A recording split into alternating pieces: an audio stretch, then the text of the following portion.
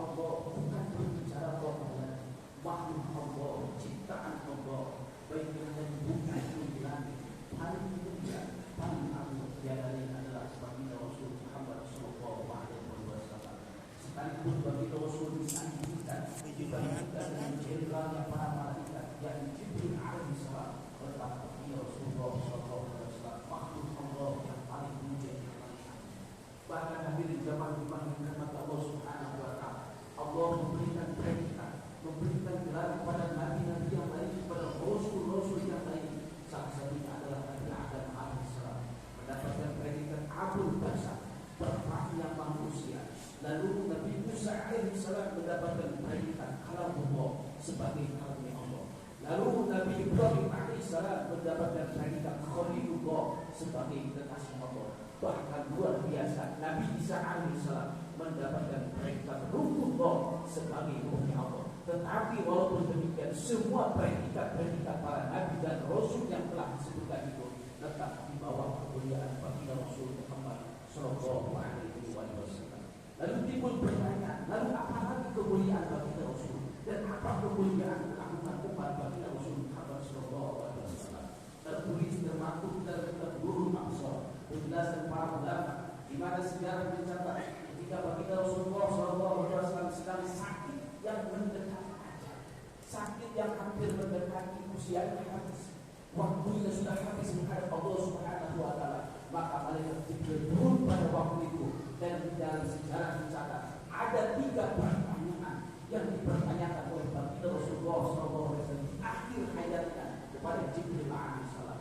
Yang pertama kata baginda Rasulullah SAW, wahai Jibril, mali indallahi minal karamah. Wahai Jibril, apa karamah, apa kemuliaan di sisi Allah Subhanahu Wa Taala? Kemuliaan Allah apa untuk di hari nanti hari kiamat? Maka jawaban malaikat Jibril alaihissalam, ya Muhammad, ya Rasulullah, inna abwaabas samaa qad futihat wal malaikatu saffu sufuffan yantadiruna liruhika. Wahai Muhammad, kemuliaan keagunganmu sudah tidak usah dipertanyakan lagi. Inna abwaabas samaa, lihatlah Muhammad, seluruh pintu langit dari mulai langit pertama sampai langit ke-7 telah Allah buka lebar-lebar. Wal malaikatu saffu sufuffan yantadiruna liruhika. Sementara jutaan miliaran para malaikat baris berbaris untuk menyambut kedatangan ruhmu, wahai Muhammad. Baginda Rasul menjelang wafat, menjelang ajal tiba, jutaan miliaran para malaikat dan pintu langit sudah dibuka lebar-lebar untuk memuliakan, mengagungkan, menyambut kedatangan ruh baginda Rasul Muhammad Sallallahu Alaihi Wasallam. Lalu pertanyaan yang kedua baginda Rasul yang dipertanyakan kepada malaikat Jibril, tidak hanya sampai di situ. Saking cintanya, saking sayangnya baginda Rasul kepada kita sebagai umatnya. Lalu pertanyaan yang kedua, wahai Jibril, wahai umat, lalu apa kemuliaan karamah yang Allah berikan kepada umat kami? Jawaban malaikat Jibril alaihissalam luar biasa. Wahai Muhammad, inna Allah awwala jannah ala sajid ummati qabla an yusalluna biha. Sebagai riwayat, hatta tadkhula ummata. Wahai Muhammad, kemuliaan untuk umat luar biasa.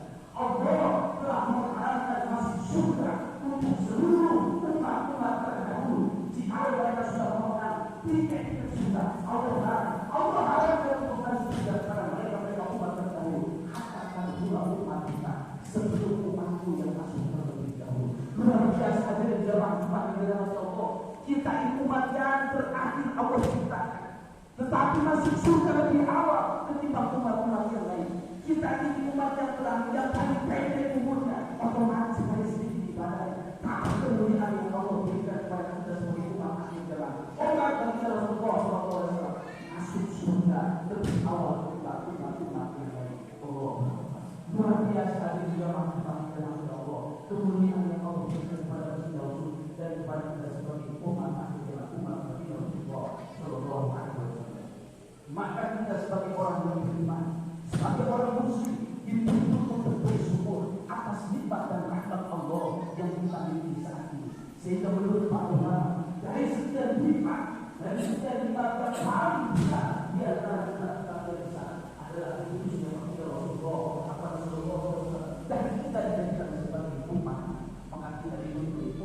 bersumber dengan mencintai, memuliakan, mengagungkan baginda Rasulullah Shallallahu Alaihi Wasallam dengan jalan mahabbah, salah satunya menurut para ulama. Tetapi hadirin jamaah yang dirahmati Allah, mahabbah tidak hanya ukur, tidak hanya cukup dengan diucapkan saja. Sebab cinta perlu pembuktian menurut para ulama. Man ahabba syai'an kathuran dzikruhu. Barang siapa orang yang cinta sesuatu, maka dia akan banyak membicarakannya.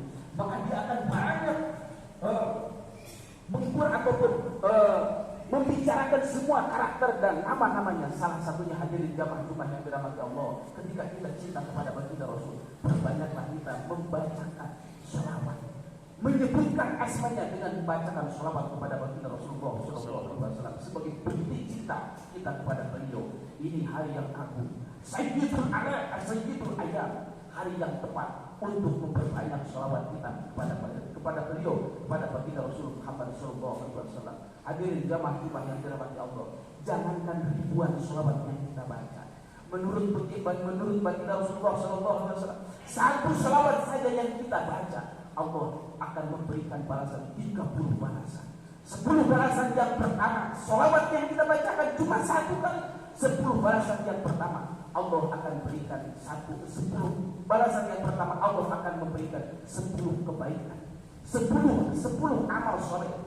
Balasan yang kedua ataupun 10 balasan yang kedua Allah akan hapuskan dosa-dosa kita. Balasan yang ketiga, 10 balasan yang terakhir yang ketiga, Allah Subhanahu wa taala akan mengangkat derajat tinggi di hadapannya. Allah Subhanahu wa taala akan mengangkat derajat tinggi orang yang memperbanyak salawat kepada baginda Rasulullah sallallahu alaihi wasallam. Maka hadirin jamaah yang dirahmati Allah, yang dirahmati Allah Subhanahu wa taala, baginda Rasulullah sallallahu alaihi wasallam memberikan penegasan di hari kiamat, orang yang akan tinggi derajatnya dekat dengan kata baginda Rasul ialah orang-orang yang banyak membacakan sholawat kepadaku. Hadirin jamaah yang dirahmati Allah, bukti cinta yang kedua menurut para ulama, man ahabba syai'an kana abdahu.